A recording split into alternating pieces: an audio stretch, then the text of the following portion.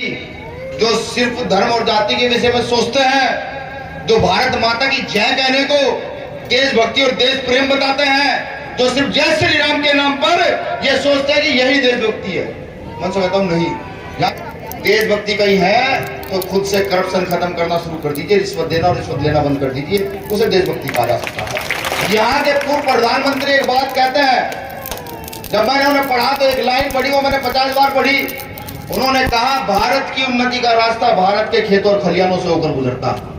वो चाहते ये भी कहते कि भारत की उन्नति का रास्ता भारत के धर्मों से होकर गुजरता है, नहीं कहा। उन्होंने कहा भारत की उन्नति का रास्ता भारत के खेतों खलिहानों से होकर गुजरता है। तो आप समझिए खेतों खलिहानों से होकर वो इसलिए गुजरता है क्योंकि खेत खलिहानों किसान और मजदूर वास करते हैं। जब उन किसान और मजदूर का उत्थान होगा तब इस देश के नागरिक का उत्थान होगा और तभी इस देश को महान देश बनाया जा सकता है।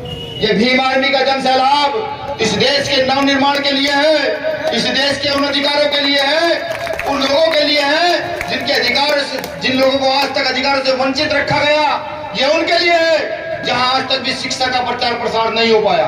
ये भीम आर्मी इसलिए है कि कॉन्स्टिट्यूशन के सही अधिकार बताए जा सके। जब कॉन्स्टिट्यूशन के सही अधिकार पता होंगे तो किसी की औकात और हैसियत नहीं होगी, वो आप लोगों का शोषण कर जाए। कॉन्स्टिट्यूशन कहता है इस देश के अंदर देशद्रोही को देशभक्त बनाकर पेश किया जाता है।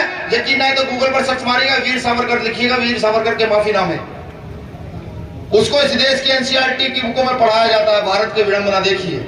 लेकिन बाबा साहब अम्बेडकर को नहीं पढ़ाया जाता क्योंकि जानते हैं कि बाबा साहब अम्बेडकर को पढ़ा दिया इस देश के अंदर जो गैर बराबरी की विचारधारा स्थापित है, वो विचारधारा एक झटके में टूट जाएगी।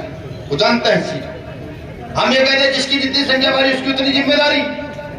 सोचिए देश कहां जा रहा है। इस देश का रेलवे भी कहा, एयरलाइंस भी की, LIC भी की, BSNL भी कहा। धीरे धीरे इस देश का व्यापारीकरण कर दिया गया और हम मौन। तो देश में एक ही है, देश को जिस व्यवस्था की ओर धकेला जा रहा है उस व्यवस्था ऐसे लोगों को रखता है।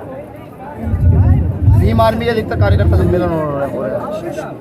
ये हमारे साथियों ने सामाजिक परिवर्तन के लिए एक छोटा सा कार्यक्रम पटवारी के रूप में रखा है, उसी में सम्मिलित होने आ रहा है। काम करना ज़्यादा बेहतर है। जो इस बात को कह रहा है ठीक है, वो इस बात को अगर खुश रहे। हमारा कार्यकर्ता अन्याय अत्याचार के खिलाफ लड़ रहा है, ठीक, सड़क पर लड़ रहा है। आप आम पब्लिक से जाकर हमारे विषय में पूछिए हम कौन है, किसकी बी टीम है। देखिए बी टीम तो हम हैं, किसान की, मजदूर की, गरीब की, पीड़ित की, शोषित की, वंचित की बी टीम है। जब उनके मुकदमे नहीं लिखे जाते, उन पर अत्याचार होता है, जब राजनीतिक प्रेशर पड़ता है तो फिर हम उनकी बी टीम के रूप में काम करते हैं। मध्य प्रदेश में कितने सीटों से आप चुनाव लड़ेंगे इस बार? देखिए ये हमारे यहाँ लोकतंत्र है, ये हमारी कोर कमेटी, प्रदेश कमेटी तय करती है। लेकिन प्रदेश कमेटी हमारी ये कह रही है कि हम पूरी सीटों पर चुनाव लड़ने के मूड में हैं। क्या BSP से समझौता होगा?